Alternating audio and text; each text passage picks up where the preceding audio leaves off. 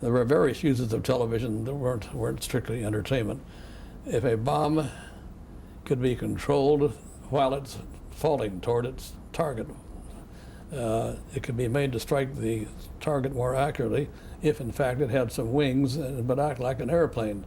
I knew from having been a pilot for years that if you're in an airplane, you can aim it anywhere you want to. We can put balloons in the air and have aim the airplane toward the balloon and come within 6 feet of the balloon every time. So if a bomb had wings on it, like an airplane, to be sure, much smaller wings, and then if it had radio control so that you could be sitting someplace else safely back in another airplane or on the ground or anywhere, and act as though and feel as though you were in the bomb. You could see as though you were in the bomb. You could then direct the bomb, if it would only have a little bit of aerofoil, a little bit of wing space, to be controlled. So a bomb with a television camera to show what it's approaching, to show the target, and a radio control system, something like toy airplanes have now. You can control toy airplanes. You can control it from a remote point. You can then fly the bomb right to the target with tremendous accuracy. Compared to bombs that you drop and can't control or vary after they've once left the plane. Who conceived of this idea? I do not know. It's a worker came to me with it, first of all, and put me in charge of developing that sort of thing. But he didn't claim that he conceived it. I think someone else did.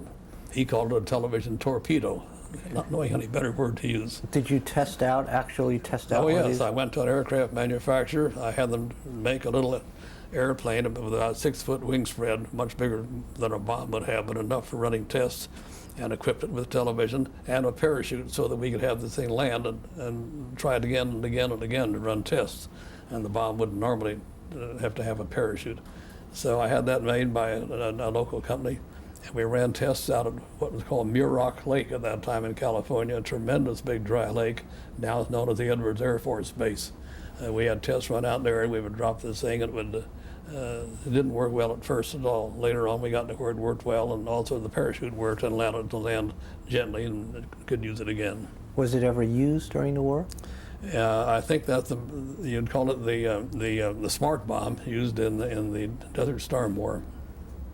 And so this was the beginning of it that you worked on? Yes, it takes a long time from the beginning to the utilization.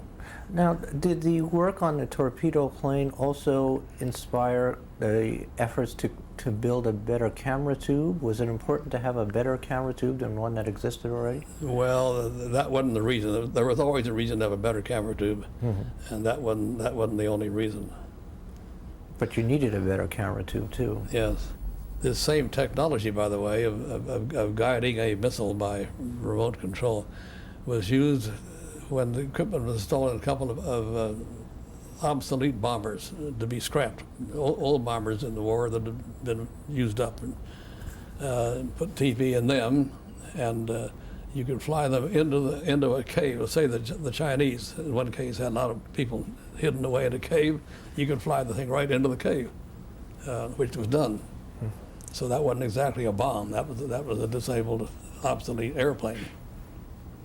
But using the same technology, yes. Though. And these things were also used in those during the war. I've heard a story from another RCA employee when they accidentally heard about the atom bomb. Were you were you there when that story came back about what was going on out there? I heard part of it. I had so-called Q clearance, that's atomic energy clearance, but I did not get intimately at all into the atomic bomb development. But I knew it was going on. I knew some of the people who were there, and I was not too surprised when they finally came out with success. Did they use any television technology on that bomb? Oh, I'm sure they did. I'm not familiar, but I'm sure they did. And in case of one island where they conducted some experiments, they could not visit the island. No person could go near it for a long time. It was radioactive, but we could fly TV cameras over the island, and the Navy did, and got very good pictures of what the damage was and what had happened, even though they were photographing deadly radiation sources.